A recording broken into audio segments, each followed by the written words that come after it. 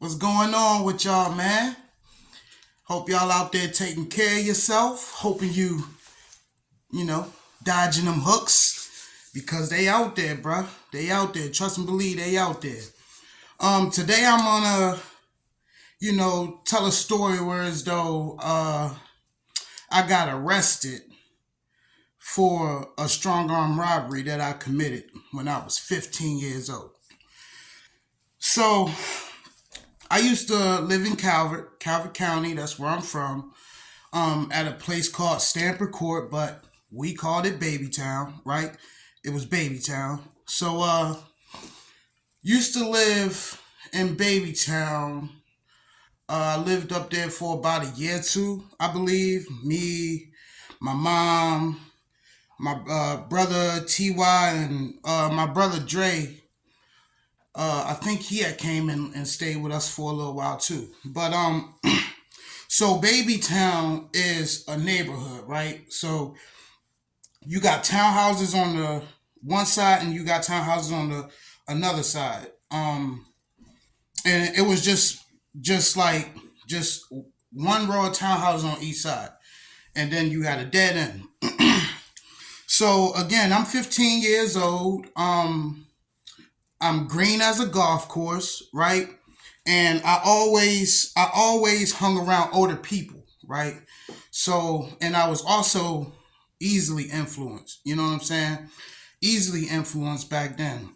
And keep in mind, I hung around nothing but older people, right? And still to this day, you know what I'm saying? I always hung around older people. So, uh, so I'm 15 years old, hanging around older people, right? So somebody that I know, right, ended up forming a gang. Okay, it was a blood set, right? The name of the gang was Eastside Skyline Paru. That was the name of the gang that he had formed. Um, I even remember the handshake. I remember like my gang name and all that. And I even remember the greeting, right? I mean, I forgot what they call it. They called it something. But if somebody came up to me and was like, "Hey, bro, what you repping?" or "Hey, bro, what set you claim?" or whatever, right? I would say I'm one blood, repping that East Side Skyline Pyru all day. Nick that patty whack, give a crab a bone. Five popping, six dropping, crip killer to my casket drop. Black Sue whoop. like literally, that's what I would say to that, right? And you couldn't tell me nothing. Like when I got that shit down packed, bro, you couldn't fucking tell me nothing, dog. Like it took me about 2 days, 3 days to get that shit down packed. But when I got that shit down packed, bruh, it was off to the races. I just knew I was a blood, right? So in the gang, right, you had to go through initiations. Initiations look different for different people, right? You could get jumped in, or you could do some activities to get into the gang, right? I didn't have to get jumped in, and to be honest with you, I think I would have been affiliated anyway, just because of who I am and who my people were. My mom, everybody, and like our house was the hangout spot. Our house was always the hangout spot, right? That's where everybody came. So, so it was always people in and out of the house, all day, every day, in and out, in and out, in and out, in and out the house, right? Um, so I also was the studio guy. But let me back up a little bit. So the initiation. So I didn't have to get jumped in, right? So uh yeah, yeah. So what I did was I did uh two robberies. I did three, but I only want to talk about two, right? And again, I think I could speak about this shit because statute of limitations is over. This shit happened years ago. And I mean years ago, like obviously, right? But the first one was at a fucking high school. It sounds crazy, but just hear me out. So I was going to Calvert High School, right? And I used to be on the football team. And during the football game, they had concessions, of course, where you go, you get food, drinks, all that shit, right? So one day I had the magnificent idea of, man, let's go rob Calvert High School, right? Fucking sounds crazy, right? And that's how they looked at it when I first, told them. They're like, man, like you on one, like what the fuck are you talking about? But when I broke it down to them, they was like, yeah, you might be on to something, right? So this how it went down. My brother ex-girlfriend, right? We used her car. So what we did was we had her back her car up as close to the concession building as she could, right? And I brought a butter knife. So I came up with this hack. I'm like, so back in the day, back then, all they did was just lock the door, and that was it. It not a top lock, none of that. Just lock. They just locked the door and they closed it. So I brought a butter knife with me, right?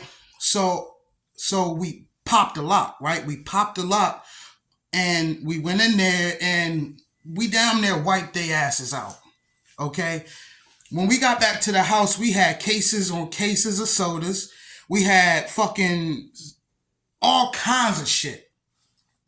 So my mom, being the fucking entrepreneur she is, right? She started selling the shit out of the house. You know what I'm saying? Like our house was the 7-Eleven for like 2-3 weeks, right? You ain't have to go walk to 7-Eleven. You could just come to the house. We got what you need and shit, right? So like I said, that lasted for about 2 weeks, right?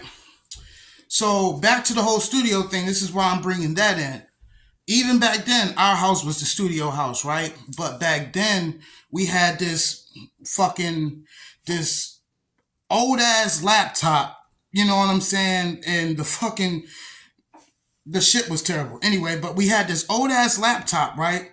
And we had a microphone, like one of them headsets that come with the microphone.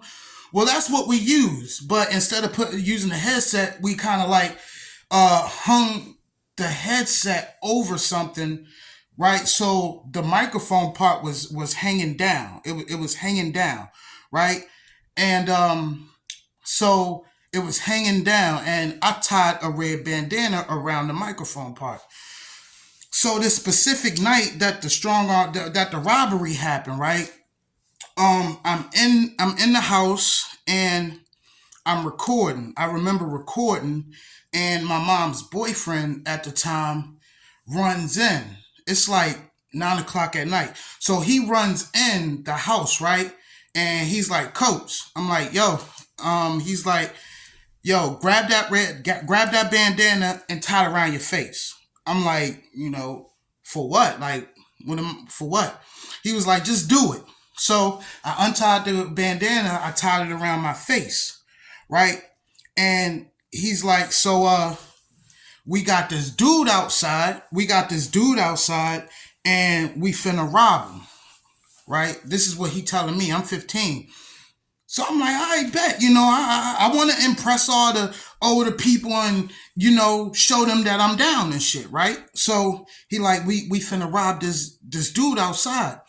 What we need you to do is, all right, so we're gonna get him out of the truck. He was driving a white, like Suburban or something like that. They was like, we gonna get him out of the truck. When we lay him down, we need you to come and run his pockets. Bet, right? So I get out there and I crouch behind a car. So his car is in this parking lot spot. So I crouched down around a car, like 2 cars down from him, right? I'm crouching down and shit. You know, I just know I'm doing some shit, right? So my cue was when the dude got out. So he got out and he went around the truck to go handle business with somebody else that was in on the shit, right? But so when he got around behind the truck, my mom boyfriend grabbed him and threw him on the ground. That was my cue to, go over there and start running his pockets. So that's what I did. I ran over there and I started running his pockets and shit.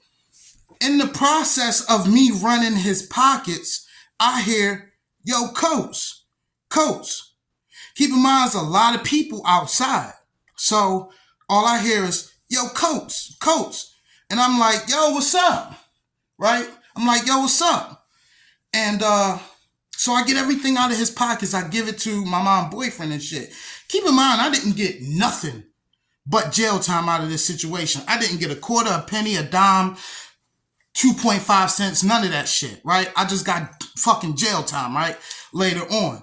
So they like, yo, Coates. I'm like, yeah, what's up? You know what I'm saying? They was like, somebody's like, yo, come here real quick. So I run over there, right? Okay, so after everything is said and done and shit, right?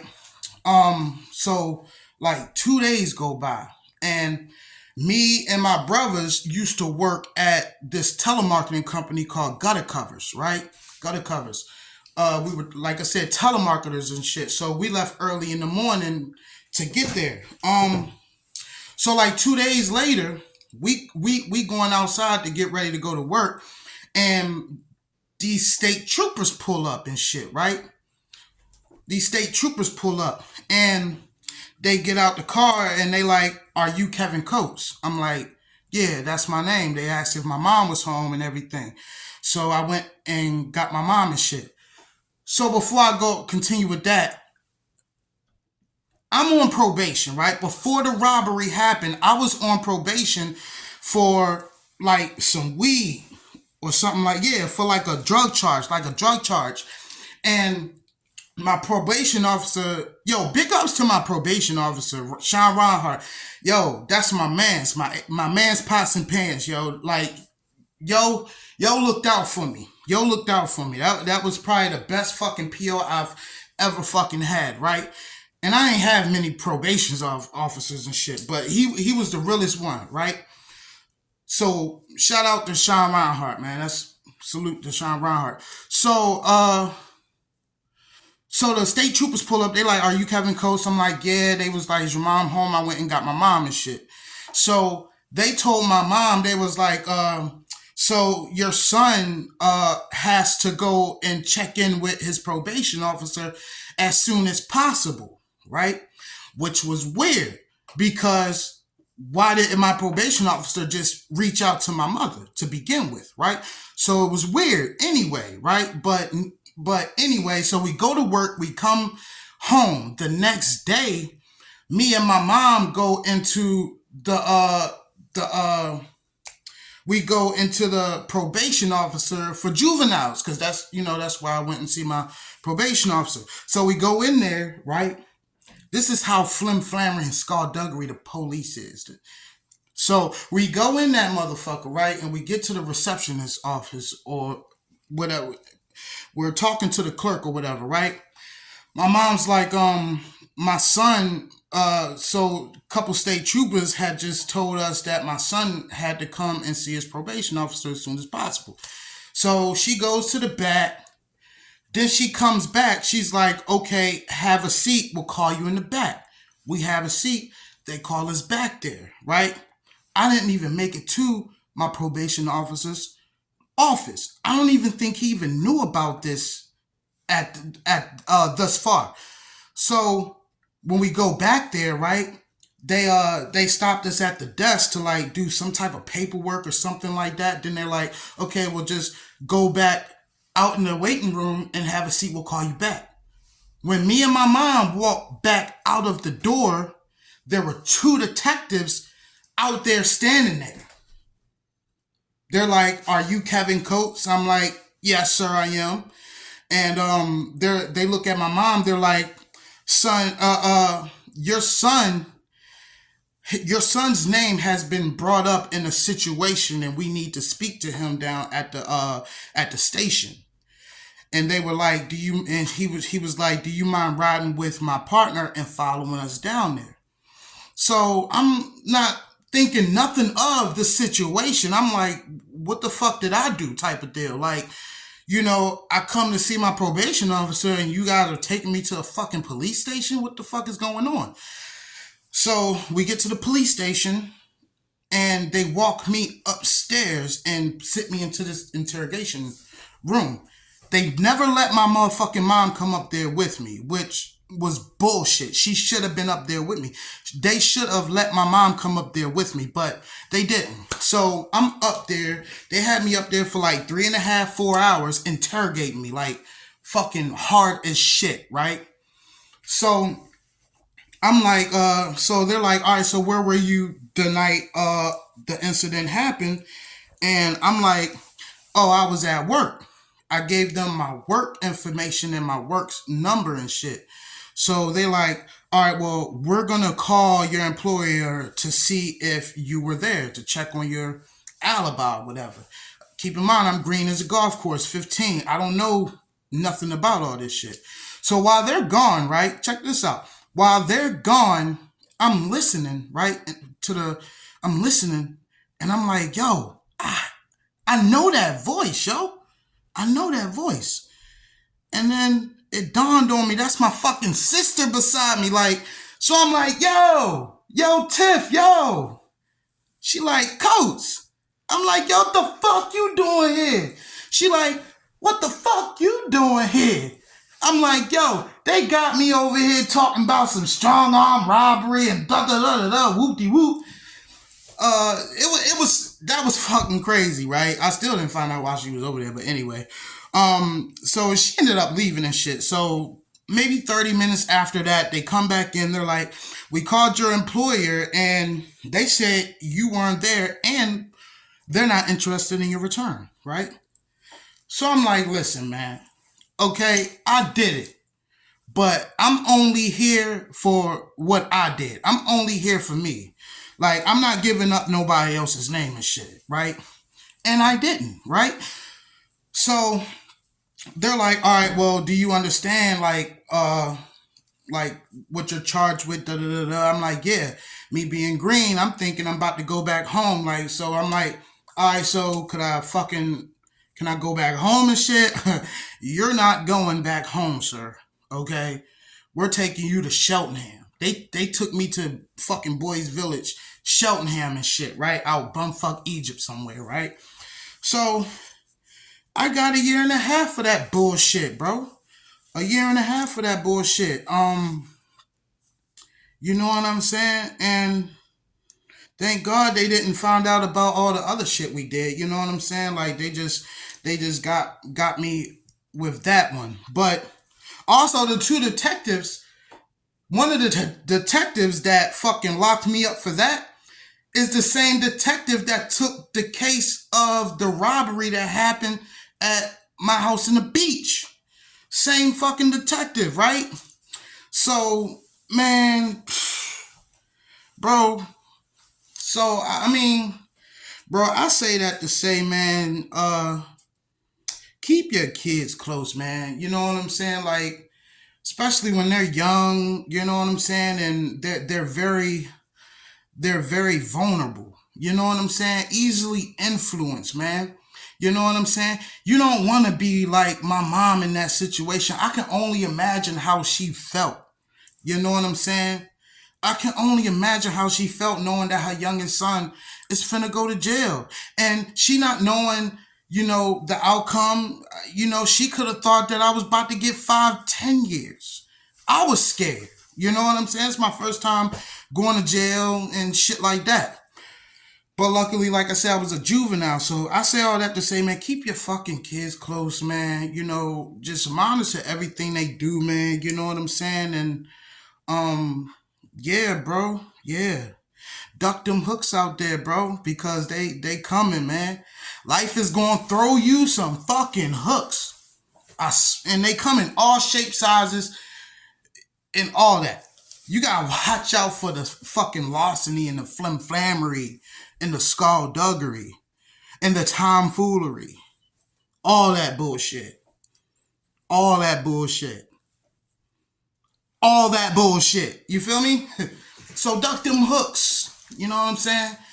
That was how I ended up going to jail. Year and a half, age 15, strong arm robbery.